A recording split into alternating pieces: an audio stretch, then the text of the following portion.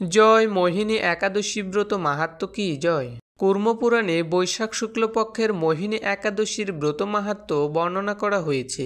মহারাজ যুধিষ্ঠির বললেন, হে জনার্দন, বৈশাখ শুক্লপক্ষিয়া একাদশীর কি নাম, কি ফল, কি বিধি, এ সকল কথা আমার নিকট বর্ণনা করুন।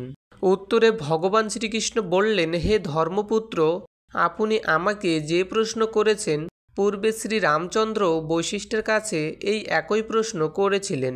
তিনি জিজ্ঞাসা করেছিলেন, হে মুনিবর, আমি জনকনন্দিনী সীতার বিরহজনিত কারণে বহু দুঃখ পাচ্ছি, তাই একটি উত্তম ব্রতের কথা আমাকে বলুন, যার দ্বারা সর্বপাপ ক্ষয় ও সর্বদুঃখ বিনষ্ট হয়।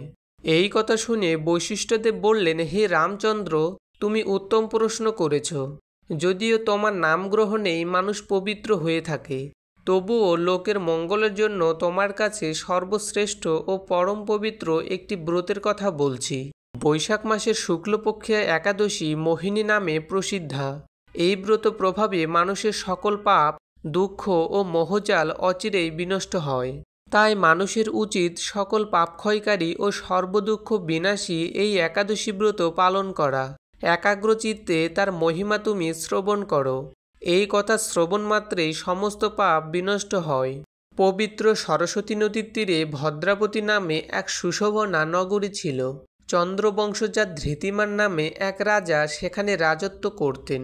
সেই নগরীতেই ধনপাল নামে এক বৈশ্য বাস করতেন। তিনি ছিলেন পুণ্যকর্মা ও সমৃদ্ধশালী ব্যক্তি। তিনি নলকূপ, জলাশয়, উদ্যান, মঠ ও গৃহ ইত্যাদি নির্মাণ করে দিতেন। তিনি ছিলেন বিষ্ণুভক্তিপরায়ণ ও শান্ত প্রকৃতির মানুষ। সুমনা, দ্রুতিমান, মেধাবী, সুকৃতি ও ধৃষ্টবুদ্ধি নামে তার 5 জন পুত্র ছিল। পঞ্চম পুত্র ধৃষ্টবুদ্ধি ছিল অতি দুরাচারী। সে সর্বদা পাপ কার্যে লিপ্ত থাকত। পরস্ত্রী সঙ্গী, বেশ্যাসক্ত, লম্পট ও দ্রুতক্রিয়া প্রভৃতি পাপে সে অত্যন্ত আসক্ত ছিল। দেবতা, ব্রাহ্মণ ও পিতামাতার সেবায় তার একেবারেই মতি ছিল না। সে অন্যায় কার্যে রত, দুষ্ট স্বভাব ও পিতৃধন ক্ষয়কারক ছিল। সবসময় সে অভক্ষ ভক্ষণ ও সুরাপানে মত্ত থাকত। পিতা ধনপাল একদিন পথ চলছিলেন। হঠাৎ তিনি দেখতে পেলেন ধৃষ্টবুদ্ধি এক বেশ্যার গলায় হাত রেখে নিঃসংকোচে ঘুরে বেড়াচ্ছে। তার নির্লজ্জ পুত্রকে এভাবে চৌরাস্তায় ভ্রমণ করতে দেখে তিনি অত্যন্ত মর্মাহত হলেন। এই কুস্বভাব দর্শনে ক্রুব্ধ হয়ে তিনি তাকে গৃহ থেকে বার করে দিলেন।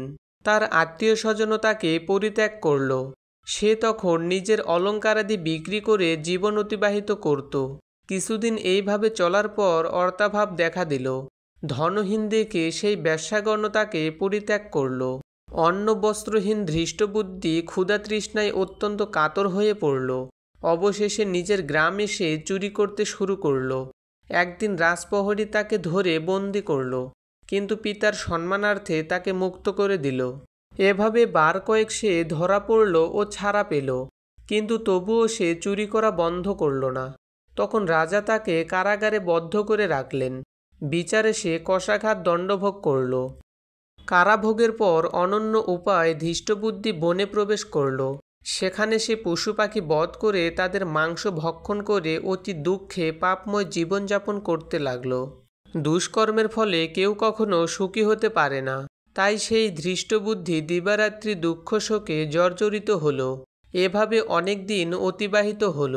কোনো পুণ্যফলে সহসা একদিন সে কৌণ্ডিন্য ঋষির আশ্রমে উপস্থিত হল। বৈশাখ মাসে ঋষিবর গঙ্গা স্নান করে আশ্রমের দিকে প্রত্যাবর্তন করছিলেন। শোকাকুল ধৃষ্টবুদ্ধি তার সম্মুখে উপস্থিত হল। ঘটনাক্রমে ঋষির বস্ত্র হতে এক বিন্দু জল তার গায়ে পড়ল। সেই জল স্পর্শে তার সমস্ত পাপ দূর হল। হঠাৎ তার শুভবুদ্ধির উদয় হল। ঋষির সামনে সে কৃতাঞ্জলি পুটে প্রার্থনা করতে লাগল, হে ঋষিশ্রেষ্ঠ, যে পুণ্য প্রভাবে আমি এই ভীষণ দুঃখ যন্ত্রণা থেকে মুক্তি লাভ করতে পারি, তা কৃপা করে আমাকে বলুন। ঋষিবর বললেন, বৈশাখ মাসের শুক্লপক্ষে মোহিনী নামে যে প্রসিদ্ধ একাদশী আছে, তুমি সেই ব্রত পালন করো। এই ব্রতের ফলে মানুষের বহু জন্মার্জিত পর্বত পরিমাণ পাপরাশিও ক্ষয় হয়ে থাকে। মহামুনি বৈশিষ্ট্য বললেন, কৌণ্ডিন্য ঋষির উপদেশ শ্রবণ করে প্রসন্ন চিত্তে ধৃষ্টবুদ্ধি সেই ব্রত পালন করল। হে মহারাজ রামচন্দ্র, এই ব্রত পালনে সে নিষ্পাপ হল। দিব্যদেহ লাভ করল। অবশেষে গরুড়ে আরোহণ করে সকল প্রকার উপদ্রব্যহীন বৈকুণ্ঠধামে গমন করল। হে রাজন, ত্রিলোকে মোহিনী ব্রত থেকে আর শ্রেষ্ঠ ব্রত নেই। যজ্ঞ, তীর্থস্নান, দান ইত্যাদি কোনো পুণ্যকর্মই এই ব্রতের সমান নয়। এই ব্রতকথার শ্রবণ কীর্তনে সহস্র গোদানের ফল লাভ হয়। জয় মোহিনী একাদশী ব্রত মাহাত্ম্য পাঠ ও শ্রবণকারী সকল গৌর ভক্তবৃন্দ কি জয়।